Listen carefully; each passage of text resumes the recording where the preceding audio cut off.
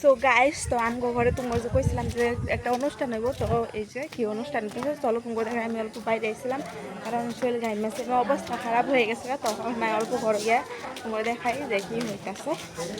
চলো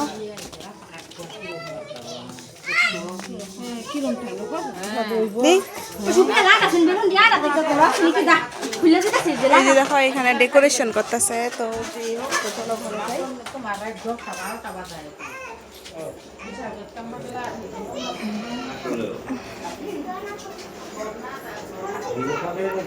এদিকে দেখো এই করতেছে।